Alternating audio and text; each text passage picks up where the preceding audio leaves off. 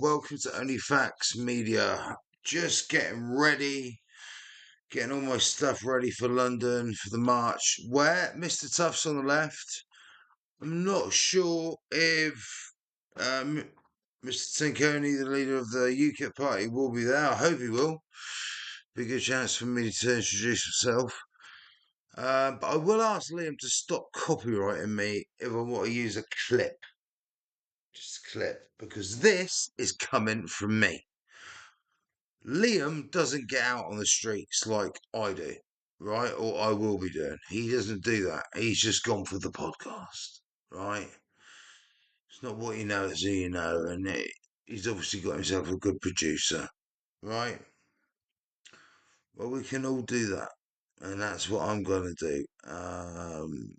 He's got a perfect setup. He's probably got it in his own. He probably lives in, I bet he lives in Essex. Great location. But, I live an hour and a half from London on the train or drive. So I would have to either.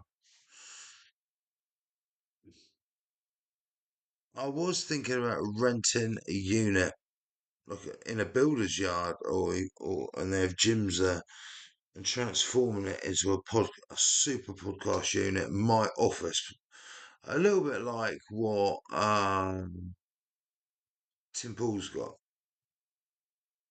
Work out down there. It's just I could have a gym there where people could have memberships. Yeah, so I could have a gym, I could have my office, I could have a podcast, and that would pay for the outrageous amount of money they want to like. Or when I get a guest like this, I rent an Airbnb or a hotel and go from there. I mean, that seems like a sleazy cheap option, but the other option costs a lot of money. So I need your help. Please donate where you can. Anyway, this is Nick talking about what he would. I just think he's spitting facts. I love this bit. Yeah, so your fantastic use of the word radical is exactly what we're going for. Radical policies, radical missions, radical manifesto, radical dialogue. You opened up by saying you're very depressed. You'd be nuts to not be out of your tree depressed and anxious at the state of our country. Extraordinary times call for extraordinary measures. We're taking our country back. And the vast majority of people, I think, are going to produce the political will to enable me to do that. I also think the left-leaning liberals conflate asylum seeking and economical migration. And if we're flooding the country with all and sundry, maths and common sense would tell me that there is going to come a time where people actually need to join us in the UK for their own safety. And I think they're the people that I want to welcome in. They're the people that I am very happy for my taxes to go towards. And if we're letting in people, illegally housing God knows whoever in these hotels, then what happens when somebody really needs entry into the UK? We're going to be too full. So I think you're talking about the liberal justification to make them sleep well at night upon hearing radical policies. I appreciate is that correct? The liberal the liberal mindset. Yes. Yeah. I think that's very kind. I am not going to be so kind because we have no time left. We are out of time.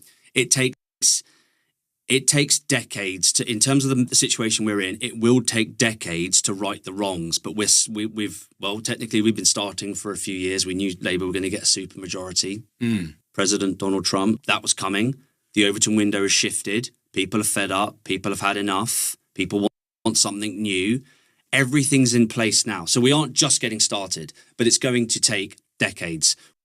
We have no time to pander to liberal apathy, to liberal cowardice, to liberal indifference. It is time to pick a side and to back a horse, someone who is saying, we will get this job done, we will right the wrongs, we will put culture first, we will restore Christianity into the heart of government, and we will give people back their country, and we will have justice for those betrayed, which is too many to mention right now, by the establishment for so many decades. So you're right.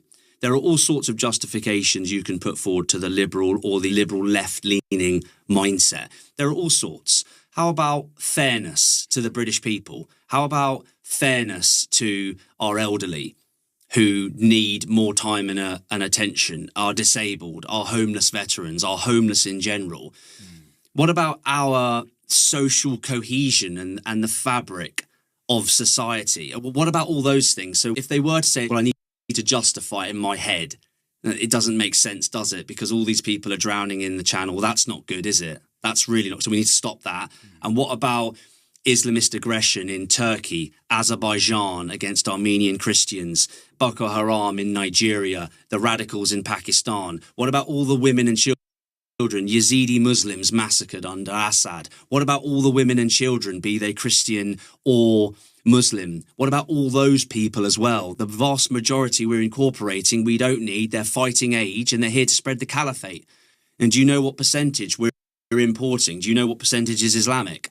You don't think it's 5-10%, right? And the other percentage is what, atheists? It's coming from the Middle East. It's 70 to 80% Islamic. I think that's being fair as well. So the liberal mindset, because it's a fantastic point, it's going to have to wake up to the realities of what it's going to take our country back. And I think left-leaning or otherwise, we're talking about liberal mindsets, not the far-left mindset. And will their argument be that under the instruction of Blair, their countries were illegally invaded and this is why they're now coming to the UK? You've got it absolutely spot on. So let's just debunk all this, because this is what the liberal mindset and the far left will do. Savages that they are, because it's so wrong and so unfair. We, quote, we bombed the Middle East. Did you bomb the Middle East, Liam? In your little submarine?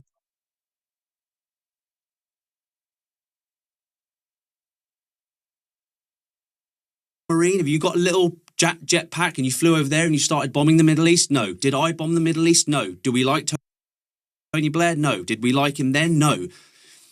It's madness. We didn't bomb anything, and we didn't vote. The vast majority of social conservatives with half a brain didn't vote for Blair. And also, we go on about political apathy and the 40% that don't vote. So which one is it? Is what you want to say to them. Now, again, these are conversations that you'd have directly with, let's just say, liberal mindset. And it goes something like this. Let's play it back. We bombed them. We displaced them. We've got everything we want. There's more than enough room in Britain. We should welcome them.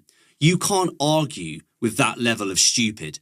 You can't argue with that level of psychopath. I'll give you another example. I was out delivering leaflets promoting my event on Saturday, the 25th of January in Southampton. I was out delivering leaflets earlier this week. Mass deportations demo, no illegals in our communities. Nothing controversial if you're socially conservative or of sound mind and body, knowing the state of Britain whatsoever, but spicy to lefties. Yeah, well, we know, because their mindset is warped, it's corrupted. But let's go on to it. Go through the letterbox. Eventually, someone's going to come out, male or female, waving it. It's typically going to be a crusty. It's going to be an old crusty socialist. Comes out where, and I always like to engage. But I engage for 15 seconds, and then I know what I need to know. Gentleman said, I don't want this. I said, sir, it's about, just to be clear, it's about illegal immigrants. It's not about legal migrants. It wasn't about remigration. It was about illegal immigrants. He said, I don't want it. I said, so are you not concerned about illegal immigrants being in Britain? Yeah, play it back as though he was a 3-year-old. Yeah, no, I don't want anything to do with this at all. I said, fine, so you're for open borders then. Remember the 15 seconds, because I've got no time to waste whatsoever with that mindset. So you're for open borders? Yes, absolutely. I don't believe in open borders. So you don't believe in national sovereignty? No, I don't. I don't think we should have any borders, no national sovereignty, communism. 15 seconds. Good luck and God bless, sir. Can't argue with it. You can't reason with that. So we've got the establishment to take on. We've got communism. We've got Islamism. We've got liberalism. We've got godlessness. Why would we pander to anything that's still umming and erring? People want to get behind us, support us, donate and stand for the party and hopefully vote. Great. My hand remains extended to liberals and to left-leaning. It's no surprise that your policies are so rigid because the pendulum has gone so far left. But there is a far left, isn't there? Yeah. So it's of no surprise that someone's now coming along and they've got to go completely the other way to even out the scores. No mercy, no diplomacy, no surrender. You give a mouse a cookie, it's going to want a glass of milk. I'm sorry, but it's absolutely ridiculous, the situation that we've got ourselves into. When I was at school, there was no problem with race. In the 80s and the 90s, there was no problem. The vast majority of us got on with it. We were British, Christian land, capitalism. Let's go make some money. Let's have a family. It takes 10 seconds to tell that story. The weaponization of race, the weaponization of victimhood. And that's without coming on to loads of other topics you want to speak about. There is no going back. They wanted the pendulum, to your point, Liam, to swing all the way to the left. Right. Well, not only are we going to take our country back, but we are going to do everyone another solid, and we're going to have incredibly clear water between us and the far right, which are currently being weaponized because of that pendulum swing that you speak about. For every action, there is an equal and opposite reaction. So far, what you've said, I can see why racists would want to subscribe to UKIP. How would you prevent, like, actual racists? Sure. How would you prevent actual racists infiltrating UKIP? So every mainstream political party, as I'm sure you and your viewers will know, has a vetting process for standing for the party. So if you're talking, I'll answer both of them. But if you're talking about joining the party, you're allowed to join a political party. You can't really vet that. Now, we do vet that, but we do it as best as we can. I think you're talking about people who stand for the party, so stand for election. That vetting process is as rigorous as it is, or should be, should I say, with all the other political parties as well. So we ask questions to wheedle out any signs of racism. I presume you're talking about far-right activity. We wheedle that out and then we reject them. So it's very simple. Once that comes out, if that's there, we would reject it. Now, to this date, that hasn't been an issue or a problem at all, because I don't think the far right are very interested in UKIP.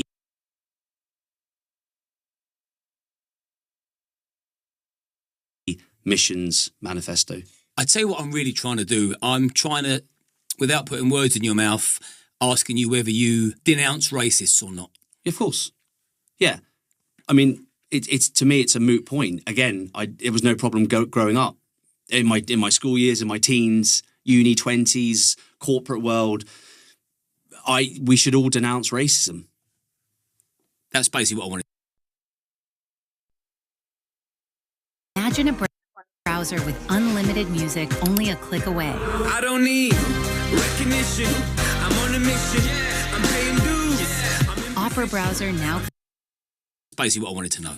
But let's delve deeper now. I know what you're talking about. How about we denounce racism towards whites? Absolutely. How about we denounce the I Hate White Men campaign? How about we denounce the mythical white supremacy and white misogyny, which has somehow bizarrely, but only been able to interfere with the minds of the liberals, the notion of white guilt, which is documented.